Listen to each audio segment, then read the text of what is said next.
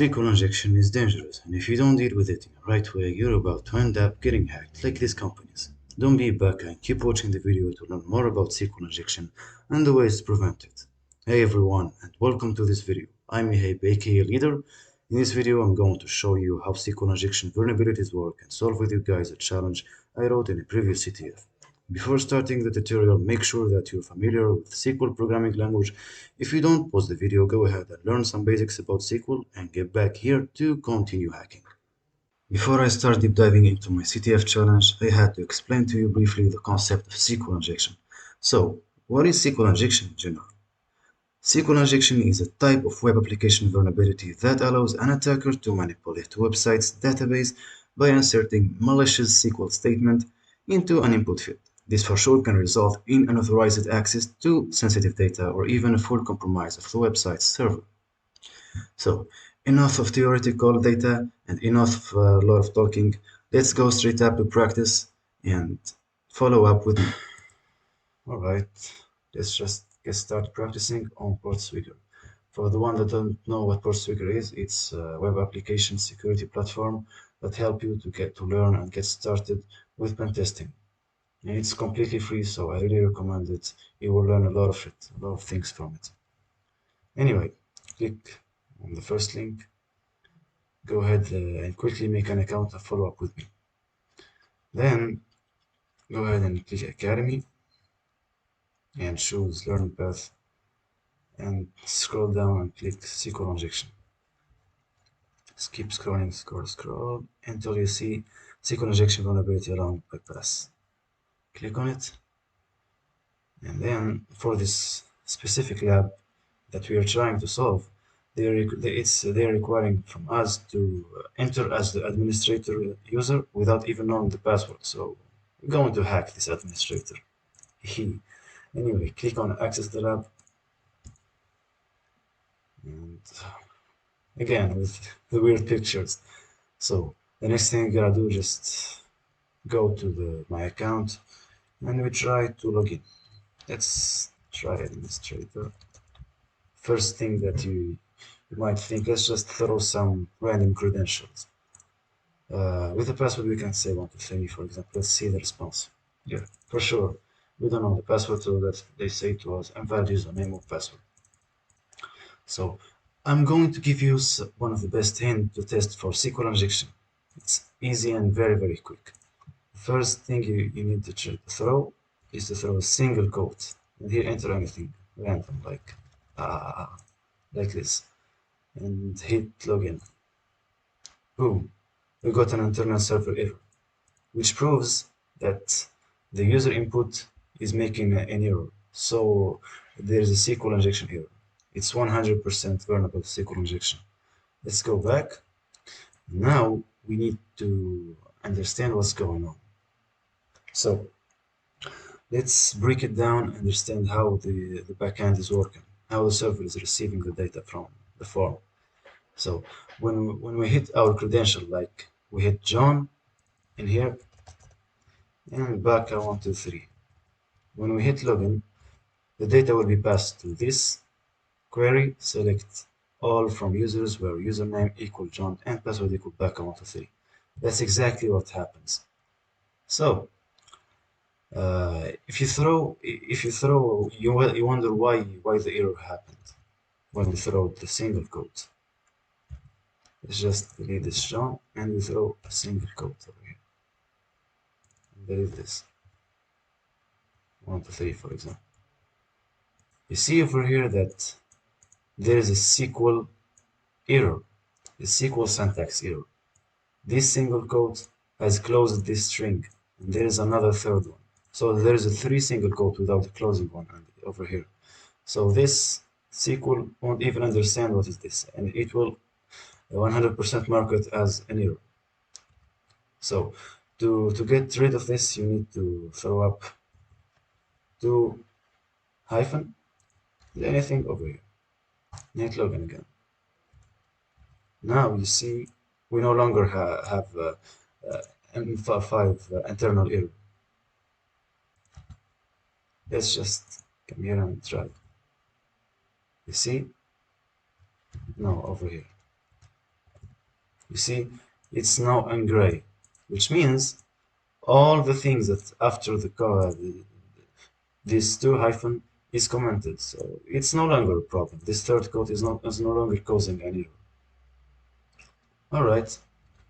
Now we need to create a payload to bypass the administrator password.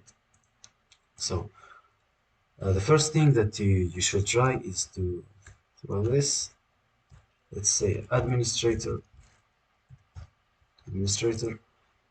and do single quote and say or 1 equal 1 and a double hyphen to ignore the rest of the query to avoid having an error, as I explained to you guys.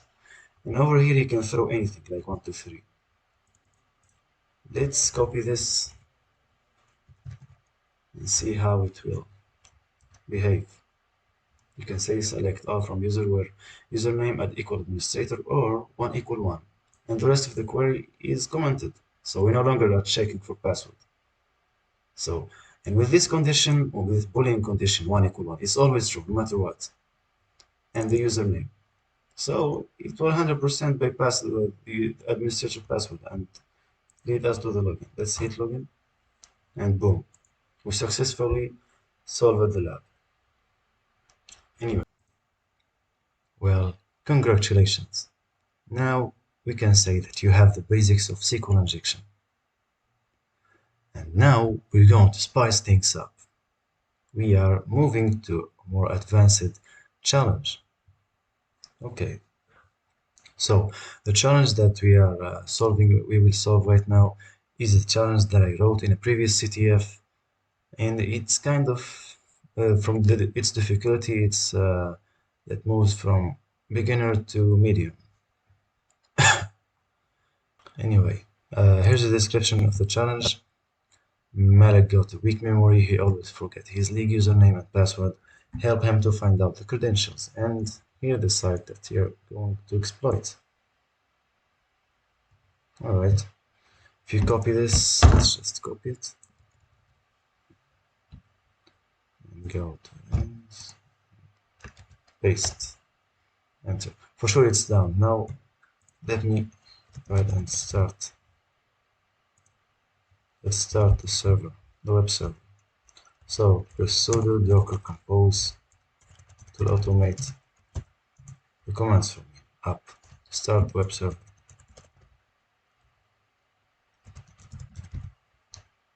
And boom. Now it's loading. Give it some seconds to start it. And ta-da, we got it. I think it's started. Let's reload the page. And yeah, here you see the interface of League of Legends. Firstly, let me give you a brief introduction to my challenge. I hosted this challenge on a web application that simulates an online gaming League of Legends. The objective of this challenge is to extract data from the database. Anyway, let's start by exploring the web application. As you can see here, there is a login page where users can log in to access their accounts. You can try logging with the random username and password and see what happens again. Let's try close this and try test 1, 2, 3,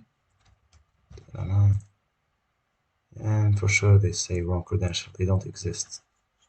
Okay, again let's try what I teach you in the first of the video. Let's throw up a single quote and anything over here.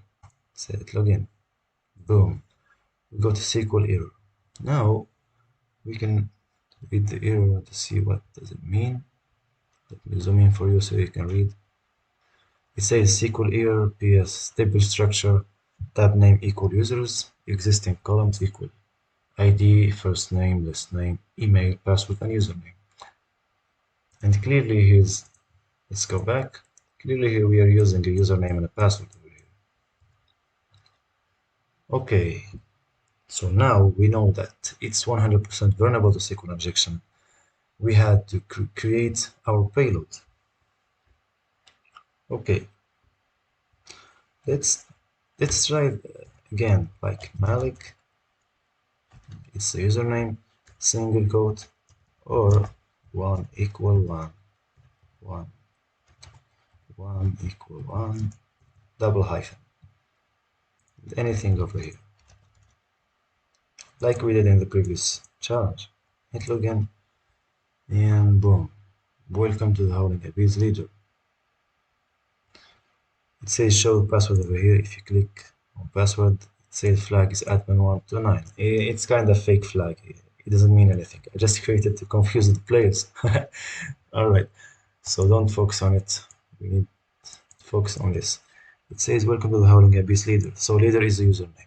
Okay, skip back and see. So what happens here that Malik or 1 equal 1 double hyphen, we get logged to the first user that exists in the DB, which is Leadar, but we're not looking for Leadar, we're looking for Malik. But you know why this challenge is kind of not easy? Because you don't even know the username. It's not only Malik, it's like this, Malik95, or it started with anything. It included Malik, but it's not exactly Malik. So you need to find out. We can try some. There is a type of SQL injection attack. It's called union attacks that allow you to extract and retrieve data from the database. All right, so let's start crafting our payload again. Single quote and hit union. For the ones that don't know union, it's a SQL command which allow you to concatenate two query result, right? You can concatenate one query into another query. So for example, we can concatenate this query with another one and show the results together in the same row. Okay, so we hit union and like username from users double comma. Let's put anything over here. Login. Oh, we got an error. Yep. You know exactly why. I think I should explain to you this. Every time you use union, you should know the number of columns that you're selecting. For example, if this query selects two columns, for example, it's selecting all over here. For example, let's say it's selecting ID, username, your password. So it's selected 3 columns. If you do a union query with it, let's remove this. And if you do a union query with this, union select ID from users, like this, it will 100% make an error, because here we are selecting 3 columns, but in the second query we're only selecting 1 column, which is ID. So make sure that you know the number of columns that you're selecting. To do this, we can trick the DB to, let's see together, select null, which is select nothing, virgule, and double comma. Selecting null, it means nothing. No, selecting anything. To see if we got an error over here, it means that the number of columns in the server, it's not 1. It's not only null. Again, we have an error. So let's try increasing it. Null and null. Let's say we assume that there's 3 columns and hit enter again. Oh, and again we got an error. So it's not 3. Let's try 2 columns. If we don't get an error over here, it proves that the number of columns is equal to 2, which is 2 columns. Boom. We successfully, now we know the number of columns that we are exploiting. Welcome to the Howling Abyss known, which is none, for sure. null. All right, so we know he's selecting 2.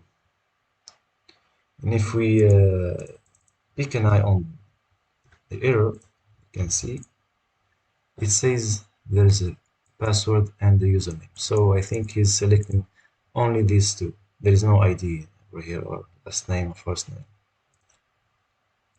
So you should do this, username and password, selecting username and password, and double comma.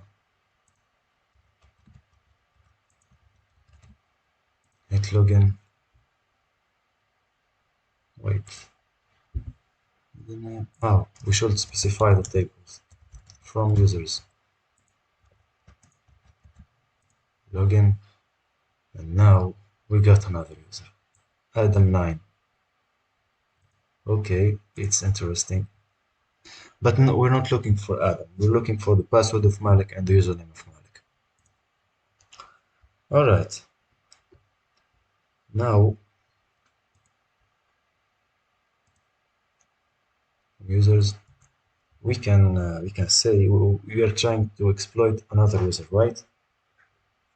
So the thing that got in my mind, and the first thing that we can do, aware username is not equal to Adam9, for example.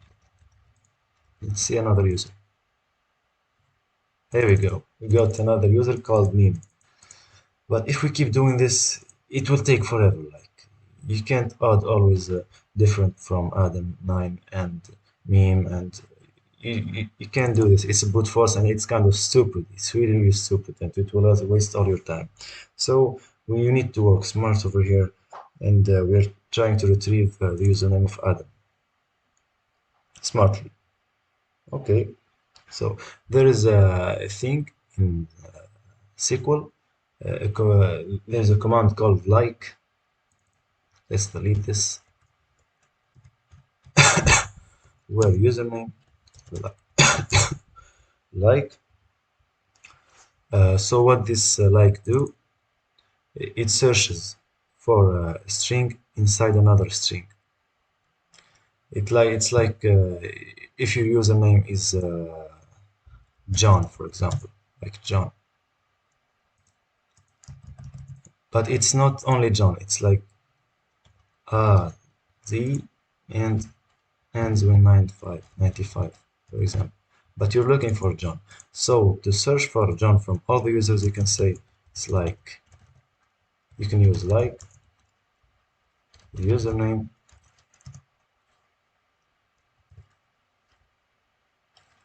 username like, sorry, username like single quote and percentage and John single quote percentage, then close the single quote. With this you can search for the users that have John in their names. And we will use this. I try to explain it to you so you can understand what's happening over here. The user that we're looking is called Malik, so it's like Malik, like single quote percentage Malik and percentage and the single quote. So anything before Malik and anything before Malik will be included in the result. Let's hit anything over here and hit login again, and boom, we successfully retrieved the username of Malik. It's Mr. Malik 1. Alright, let's copy this again and get back. Now we're trying to retrieve the password. Since we got the username, we can do the password, right? Let's get back.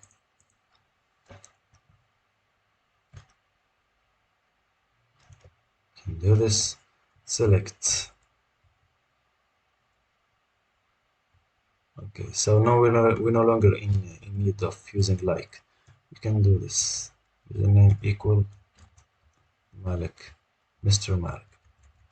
We can do the same thing again and hit login, and boom, we got Mr. Malik. But now we're looking for the password. So it's easy, really easy as that. You need to change the order over here. select the password first. It's like selecting the username. It's tricking the server, the DB, that you're selecting username first. So what happens? Let's copy this and see what happens exactly. Okay. So you do this. You insert a single quote here, union select password username from users, where username equal Mr. Malik, and double hyphen to command the rest of the query. Okay, so when we are doing this, the first query is not returning anything. All right, because there is no user called administrator, and the condition is not true. So let's remove this first. And the condition is not true. But now the second query is retrieving the password and username from users, where username equal Mr. Malik. So the first thing that would be concatenated is password with username. So in the page when we hit login, we will see the password. Let's hit login, and boom, we successfully solved this challenge, guys. The flag is union extra jokes. That's how you can exploit SQL injection with union attacks. Okay. And once we once we have successfully exploited the vulnerability, we can access the sensitive information stored in the database. In this case, we can view the username and password of all the users in the league challenge. And this is a way you can see how we exploited our application. And that's it, guys. With this simple technique, we have successfully solved the leak CTF. Remember, SQL injection is still a thing. Even these days, I've seen some real case world scenario where hackers were reporting about SQL injection vulnerability in bug bounty programs. Always be careful with dealing with SQL injection vulnerabilities, as they can be dangerous if not properly handled, guys. Before we end the video, I think it's time to raise your shield against SQL injection. Make sure you protect yourself from SQL injection in the right way. And to protect yourself, you should follow up these rules. And the first rule is to always sanitize your user input. And do not never ever trust the users. Never. You always should sanitize your user input. All right? Okay. So one of the first functions that I will show you that help you to sanitize your user input, it's in my PHP. It's called MySQL Injection Real Escape String. So what does this function do is it escapes special characters from the user input, making it safe to use in SQL statements. So you no longer have to deal with, even if the user throws a single quote or anything like this, it will never be a problem for you. It will always deal, the DB will always deal with it as a string, nothing else. It will never interpret it as a SQL code. Okay, let's move up to the second way to prevent SQL injection. It's using prepared statement. Yeah, it's really popular. All of the developers are using prepared statement to prevent SQL injection nowadays. One example of it I will show you again. It's in PHP. Let's delete this. It's like in this query, he's creating a user with username and password. Okay, so what you should do in the first, you create prepare and put your query over here. But when you're going to put the values, you're not going to put the value over here. You're not in the normal way. We always use this. It's like this. We use like Leadar and 1, 2, 3, for example. And that's not the proper way. That's where we can have some SQL injection problems. So let's get it back to question mark.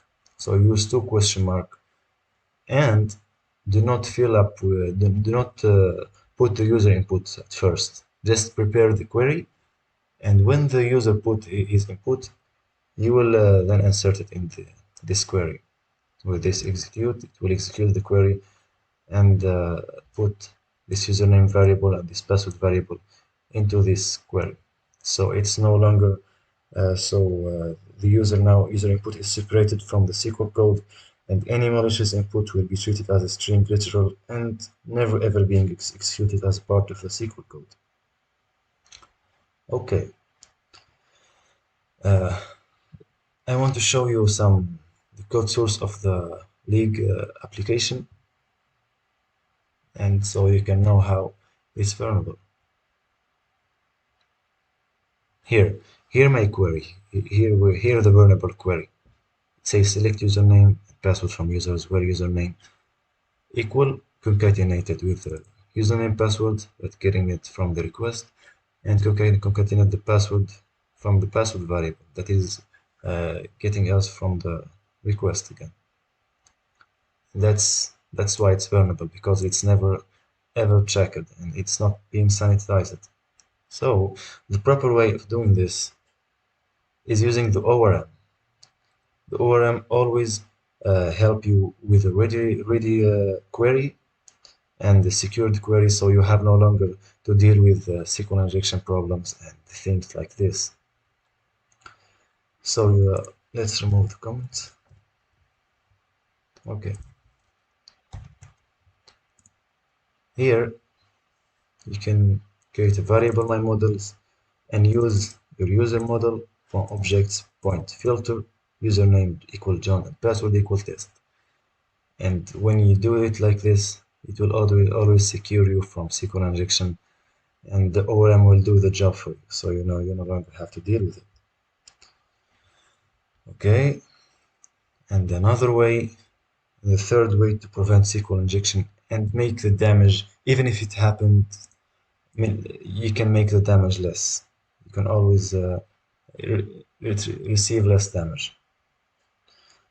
So it is limiting the user privilege. The DB, I'm talking about the DB users. For example, if you're using MySQL DB, and the user is called admin, do not never, if you're giving this admin, don't give it a role, okay? Don't give it a high privileged role. The third way to make SQL injection less dangerous, and even if it happens, you will receive less damage from it. Your application will receive less damage and won't be a big deal even if it happens. So it is limiting the user privilege. You should always limit the user privilege. Do not give it a high privilege for the users, all right? So let's say you are using MySQL DB, right? MySQL DB, and you're giving it, the big user is MySQL user, all right? That's the user that you're giving it to the web application to select and create users. For these users, MySQL user, only give him the needed privilege. Do not give him more or less. If he is only selecting users, like if you're only retrieving data from users, only give him select. All right, only give him select as a role. Do not give him more than that. Do not give him, like, do not, if you give him grant all roles, man, that's damn dangerous. Do not ever do it.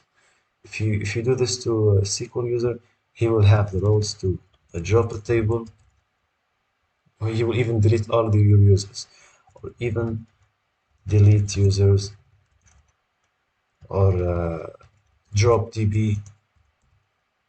Even he will drop the whole database. Man, that's really dangerous. Don't give a high privilege. Only give him the needed privilege, like selecting or inserting only. And the fourth way to protect yourself is to keep your software up to date. Make sure to always update your DB and use the last version of DB and the last version of the framework that you're developing your application with. We reached the end of the video, guys. I'm sorry if my English was not that good, it's because I'm not a native speaker. And I hope you found this video informative and helpful. Please let me know your thoughts in the comment section below, and don't forget to like and subscribe to my channel for more video like this. Thank you for watching, guys. I hope I will post more video like this, and I will post some web app security vulnerabilities, and I think I will post also some hack the box threat apps. Okay, and see you in the next video. Bye.